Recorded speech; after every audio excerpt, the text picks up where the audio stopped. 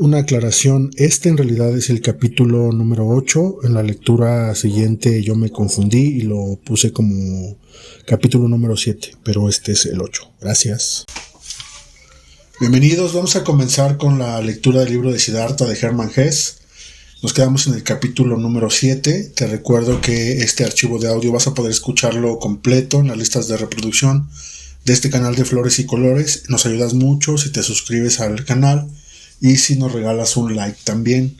Capítulo número 7. En el río. Siddhartha caminaba por el bosque, lejos ya de la ciudad, y solo sabía que ya no podía volver atrás, que la vida que había llevado estos últimos años había terminado y la había apurado hasta la saciedad. El pájaro cantor de su sueño había muerto. Muerto estaba el pájaro cantor de su corazón. Se había hundido profundamente en el samsara, había absorbido por todas las partes hastío y muerte, como un cisne sobre agua, hasta saciarse. Saciado estaba el fastidio de miseria, de muerte. Ya no había en el mundo nada que le pudiera atraer, alegrar o consolar. Deseaba ardientemente no saber ya nada de sí, gozar de paz, estar muerto. Si viniera un rayo y le fulminara, si apareciera un tigre que le despedazara, si hubiera un vino, un veneno que le aturdiera, que hiciera olvidar y dormir sin ningún despertar. ¿Había alguna suciedad con lo que no se hubiera emporcado? ¿Algún pecado o locura que no hubiera cometido? ¿Alguna tristeza del alma que no se hubiera echado encima? ¿Era posible seguir viviendo? ¿Era posible seguir respirando, sentir hambre, volver a dormir, volver a acostarse con una mujer? ¿No había concluido para él aquel círculo? ¿No se había cerrado? Siddhartha llegó al gran río del bosque, al mismo río que siendo joven y viniendo de la ciudad de Gotama, atravesó con el barquero. A sus orillas se detuvo vacilante. El cansancio y el hambre le habían debilitado. ¿Y por qué no? ¿Y por qué había de seguir caminando? ¿A dónde iría? ¿Hacia qué meta? No, ya no había ninguna meta. Ya no había nada más en el profundo y doloroso deseo de arrojarse de sí todo aquel sueño desordenado, de escupir aquel vino insípido, de poner fin a esta vida, lamentable y llena de ignominia. Sobre la orilla del río se encorvaba un árbol, un cocotero, en cuyo tronco se apoyó Siddhartha. De espalda rodeó con los brazos el tronco y miró hacia las verdes aguas que se deslizaban a sus pies. Miró hacia arriba y se halló enteramente poseído del deseo de dejarse caer en ellas. Un horrible vacío se reflejó en las aguas, en respuesta al horrible vacío de su alma. Se había llegado a su fin. Ya no había para él otra cosa que anularse, que romper la imagen malograda de su vida y arrojarla sonriendo burlonamente a los pies de los dioses. Este era el gran crimen de que se acusaba, la muerte, la destrucción de la forma que odiaba. Ojalá le comieran los peces a este perro de Siddhartha, a este cuerpo insensato echado a perder y marchito, a esta alma relajada y profanada. Ojalá le devoraran los peces y los cocodrilos, ojalá le destrozaran los demonios. Con rostro desfigurado miraba las aguas, vio reflejado en ellas su rostro y escupió. Con profundo cansancio soltó los brazos del tronco del árbol, se enderezó un poco para caer verticalmente y cayó con los ojos cerrados en busca de la muerte.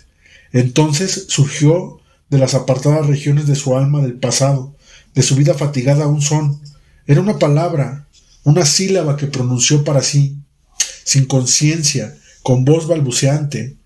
Era el viejo principio y final de todas las oraciones brahmánicas, el sagrado Om, que significaba tanto como el perfecto o la consumación, y en el instante en que el sonido Om hirió el oído de Siddhartha, su adormecido espíritu despertó de repente y reconoció la locura de su acción. Siddhartha se estremeció profundamente. Así estaba tan perdido, tan confuso y abandonado de todo conocimiento, que había podido salir en busca de la muerte y había dejado alentar dentro de sí este deseo, ese deseo infantil, encontrar la paz anulando su cuerpo, lo que no habían logrado en todos los tormentos de estos últimos tiempos, todas las decepciones, todas las desesperanzas. No alcanzó en el momento en que el Om penetró en su conciencia, que se reconociera en su miseria y en su error. Om, dijo para sí, Om, y recordó todo lo que había olvidado del Brahma y de la indestructibilidad de la vida, de la divinidad. Pero todo esto no duró más que un instante, como un relámpago. Siddhartha se desplomó al pie del cocotero, puso su cabeza sobre las raíces del árbol y cayó en un profundo sueño, un sueño profundo y libre de ensueños, como no lo había tenido en mucho tiempo. Cuando al cabo de muchas horas despertó, le parecía que habían transcurrido 10 años. Oyó el suave deslizarse de las aguas, no supo dónde estaba ni quién había traído aquí. Abrió los ojos, miró con extrañeza los árboles y el cielo sobre él, y recordó dónde estaba y cómo había llegado hasta aquí, pero necesitó para esto un buen espacio de tiempo y el pasado le parecía envuelto en un velo infinitamente lejano, infinitamente indiferente. Solo sabía que había abandonado su vida anterior. En el primer momento de recobrar la conciencia, esta vida pasada le parecía una lejana encarnación, como un temprano nacimiento de su yo actual, que lleno de hastío y aflicción había intentado quitarse la vida, pero que junto a un río bajo un cocotero le había venido de los labios la sagrada palabra Om. Luego se había adormecido y ahora miraba al mundo como un hombre nuevo. Pronunció la voz baja de la palabra Om, como la que se había adormecido, y le pareció que aquel largo sueño no había sido otra cosa que un prolongado y profundo coloquio con Om, un pensar en Om, una sumersión en Om, un penetrar enteramente en Om, en lo sin nombre, en lo perfecto. ¡Qué sueño tan prodigioso aquel! Nunca le había refrescado tanto un sueño, renovado y rejuvenecido. Quizás estaba realmente muerto y había reencarnado bajo una nueva forma, pero no, se reconocía sus manos, sus pies, conocía el paraje que se encontraba, conocía a este yo en su pecho, a este Siddhartha voluntarioso, extravagante, pero este Siddhartha había cambiado, sin embargo, estaba renovado, notablemente despierto, gozoso y lleno de curiosidad. Siddhartha se incorporó entonces, se vio sentado frente a un hombre extraño, un monje de amarilla túnica, con la cabeza afeitada, en postura de estar meditando. Examinó al hombre que no tenía cabello ni barba, y a poco reconoció en aquel monje a Govinda, el amigo de su juventud. Govinda, el que había buscado refugio junto al sublime Buda. Govinda había envejecido, él también, pero su rostro seguía teniendo los antiguos rasgos que hablaban de celo, de fidelidad, de anhelo, de inquietud. Pero cuando Govinda, al sentir sus miradas, abrió los ojos y él le miró, Siddhartha se dio cuenta de que Govinda no le reconocía. Govinda se alegró de encontrarle despierto.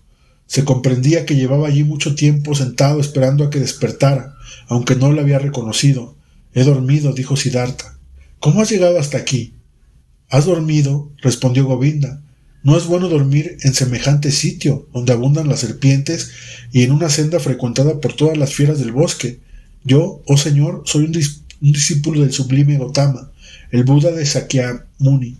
Venía peregrinando por este camino con unos cuantos de los nuestros. Te vi tendido y durmiendo en un lugar donde es peligroso dormir. Intenté despertarte, y entonces vi que tu sueño era muy profundo. Me retrasé de los míos y me senté frente a ti, y luego me parece que yo también me he dormido. Una vez de velar tu sueño, he cumplido mal mi tarea. La fatiga me rindió, pero ahora que ya has despertado, déjame marchar para que pueda reunirme con mis hermanos. Te agradezco, Samana, que hayas velado mi sueño, habló Siddhartha. Amables sois los discípulos del sublime. Ahora ya puedes marchar. Me voy, señor, que el señor siga bien. Gracias, Samana. Govinda hizo un ademán de saludo y dijo, adiós. Adiós, Govinda, dijo Siddhartha. El monje se detuvo. Perdona, señor, ¿de qué conoces mi nombre?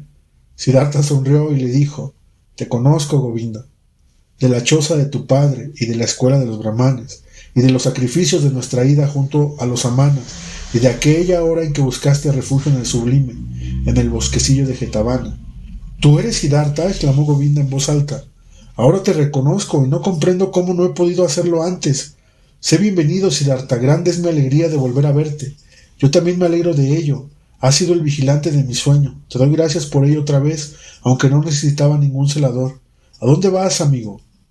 A ninguna parte. Nosotros los monjes siempre estamos de camino. Mientras no llueve, siempre andamos de pueblo en pueblo. Vivimos según nuestra regla, enseñamos la doctrina, aceptamos limosnas, seguimos nuestro camino. Siempre así. Pero tú, Siddhartha, ¿a dónde vas? También a mí me ocurre lo propio, amigo. No voy a ninguna parte. Estoy de camino solamente. Peregrino. Govinda habló. Dices que peregrinas y te creo, pero perdona, Siddhartha. No pareces un peregrino. Llevas vestidos de rico, calzas zapatos como una persona de calidad, y tu pelo que huele a aguas perfumadas no es un cabello de un peregrino, ni el cabello de un samana. Querido amigo, bien lo observas. Todo lo que ven tus ojos, pero yo no he dicho que soy un samana. Digo que peregrino, y así es, voy peregrinando. ¿Peregrinas?, dijo Govinda. pero pocos peregrinan en semejante vestido, pocos con semejante calzado, pocos con semejantes cabellos. Nunca he encontrado un peregrino semejante en mis muchos años de peregrinaje. Te creo, Govinda, pero ahora hoy has tropezado con un peregrino así, en estos zapatos, con este vestido. Recuerda, querido, pasajero es el mundo de las formas, pasajero, muy pasajeros son nuestros vestidos, y lo que cubre nuestros cabellos, y hasta nuestros cabellos y cuerpos mismos.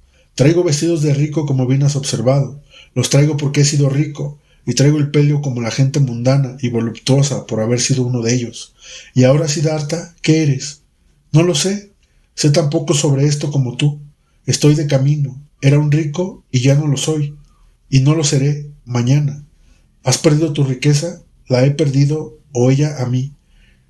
La he perdido o me han robado. Rápidamente gira la rueda de la fortuna, Govinda. ¿Qué se ha hecho del Brahman Siddhartha? ¿Qué del Samana Siddhartha? ¿Qué del rico Siddhartha? Rápidamente cambia lo perecedero, Govinda. Bien lo sabes. Govinda miró largamente al amigo de su juventud con duda en los ojos. Luego le saludó como le saluda la gente principal y siguió su camino. Siddhartha le siguió con la mirada sonriendo. Amaba cada vez más a este fiel, a este angustiado, y cómo podría dejar de amar a nadie después de este sueño maravilloso, traspasado, como estaba por Elón. En esto precisamente consistía el encanto operado por él, en el ensueño y en el Om, en todo lo que amaba, en que sentía un alegre amor por todo lo que veía, y precisamente por esto ahora le parecía que si antes había estado tan enfermo era porque había podido amar a nadie, a nada ni a nadie. Siddhartha siguió con la mirada al monje que se alejaba con rostro sonriente. El sueño le había fortalecido, pero el hambre le atormentaba, pues hacía 2 días que no comía nada, y estaba muy lejos el tiempo en que sabía resistir el hambre. Con pena y sin embargo, también con risas, pensó en aquel tiempo. Entonces ahora lo recordaba. Se había vanagloriado delante de Kamala de 3 cosas. Era capaz de 3 cosas, habilidades nobles e invencibles: ayunar, esperar y pensar. Aquel había sido su tesoro, su poder, su fuerza, su más firme báculo. Había aprendido aquellas 3 artes en los activos y peñosos años de su juventud, no en otra época, y ahora la habían abandonado. Ya no era capaz de realizar ninguna de las 3, ni ayunar, ni esperar, ni pensar. Las había trocado por lo más miserable, por lo más perecedero, por el placer de los sentidos, por el buen vivir y la riqueza. En realidad, mal le había ido en todo, y ahora, así le parecía, se había convertido en un verdadero hombre niño. Siddhartha reflexionó sobre su situación. Le costó trabajo pensar en el fondo, no tenía ninguna gana de ello, pero hizo un esfuerzo. Ahora, pensó, puesto en todas estas cosas pasajeras se han desprendido de mí, me encuentro de nuevo bajo el sol, como estuve de niño. Nada es mío, nada puedo, nada sé, nada he aprendido. Qué raro es todo esto. Ahora que ya no soy joven, cuando mi pelo empieza a encanecer, cuando empiezan a abandonarme las fuerzas, ahora empiezo de nuevo, ahora empiezo a ser niño. Otra vez hubo de reír, sí, qué extraño era su destino. Volvió atrás con él y se encontró vacío y desnudo, estúpido en el mundo, pero no sintió pena por ello, no, sino que le vinieron ganas de reír, ganas de reírse de sí mismo, ganas de reírse de este mundo extravagante e insensato. Me iré contigo, aguas abajo, dijo para sí sonriendo, y al decirlo posó su mirada sobre el río, y vio al río caminar también aguas abajo, siempre peregrinando aguas abajo, contento y cantarín. Esto le agradó mucho y sonrió amistosamente al río. ¿No era este el río en el que hizo ahogarse una vez hace 100 años? ¿No es el que lo había soñado? Mi vida era extraña en verdad, pensaba. Tomó caprichosos rodeos. De niño solo me ocupé de los dioses y de los sacrificios. De joven de ascetismos, de pensar y meditar. Busqué a Brahma. Reverenciaba lo eterno en Atman. De hombre me fui tras los penitentes, viví en el bosque, padecí calores y fríos, aprendí a pasar hambre, aprendí a matar el cuerpo. Milagrosamente encontré el conocimiento en la doctrina del gran Buda. Sentí circular dentro de mí, como mi propia sangre, la ciencia de la unidad del mundo, pero también me aparté del Buda y de la gran ciencia.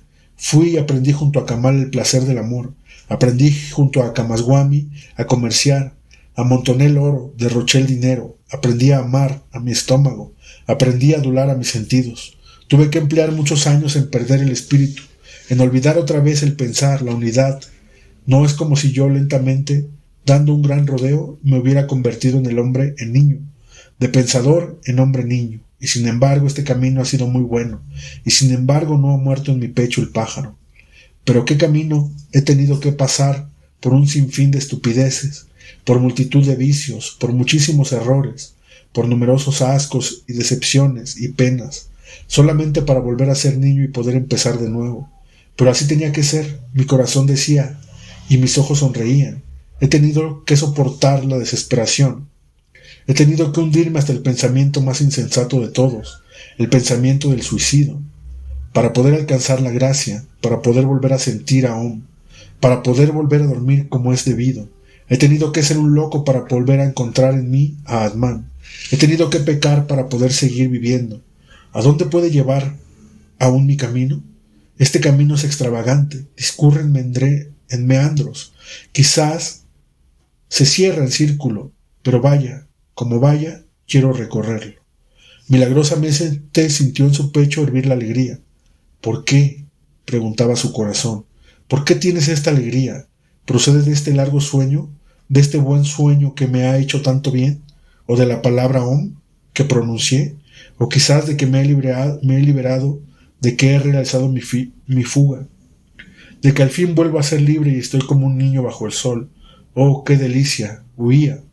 ¡Oh, la alegría de volver a la libertad! ¡Qué puro y hermoso es aquí el aire! ¡Qué gusto da respirar allí donde vengo! Allí huele a ungüentos, a especies, a vino, a abundancia, a pereza. ¿Cómo odiaba yo este mundo de los ricos, de los glotones, de los jugadores? ¿Cómo llegué a odiarme a mí mismo por haber permanecido tanto tiempo en este mundo espantoso? ¿Cómo me he odiado? ¿Cómo me he envenenado? Apenas envejecido y maleado. No, nunca más volveré a creer, como antes solía hacer con gusto, que Siddhartha era prudente, pero el haber acabado con odiarme a mí mismo y con aquella vida insensata y yerma, me ha hecho mucho bien. Me alegra. He de elogiarlo.